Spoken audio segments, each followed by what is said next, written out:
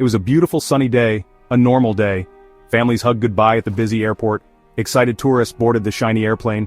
Businessmen and students were also on board ready for their trips. No one knew something terrible was about to happen. Flight 527 going to Seoul took off perfectly. The loud engines became quieter as the plane went higher into the bright blue sky. Then, suddenly, everything changed. The airplane, once a symbol of how smart humans are, turned into a ball of fire. The control tower screens, usually full of blinking lights, went dark and quiet. Calls to the pilots got no answer. Everyone realized the awful truth. Flight 527 had crashed. Everyone on board was gone. Panic spread through the airport. Families, scared and hoping for good news, tried to find information.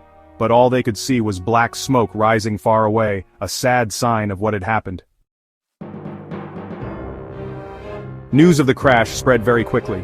The airport became chaotic. Families with scared and shocked faces ran to the gates wanting any little piece of news. The air was full of tension and the strong smell of jet fuel. "I just want to know if my daughter is okay," cried a woman holding a picture. Another man, his voice shaky with worry, kept calling a number that would never be answered. No one knew what was happening and it was terrifying. Emergency teams with sirens on raced to the crash site. They were serious and used to bad situations, but even they were shocked by how bad this was. The crash site was ahead, a terrible reminder that life is precious. But even in the chaos, good things happened. Regular people became heroes. Some people made a human chain to pull survivors from the broken plane. Rescue workers kept looking for anyone alive in the mess. The crash site was completely destroyed. The airplane was broken and on fire, with thick black smoke rising. The air smelled of jet fuel and burning metal, a terrible reminder of the crash. Rescue workers, serious but determined, climbed over the wreckage. Every second was important. They used big machines to open the plane, working hard in the chaos. They still had hope, even though it was small. "We're not giving up," said a tired firefighter, wiping dirt from his face. "As long as there's a chance, even a tiny one, we'll keep looking." His words showed how strong people can be, even when things are very bad.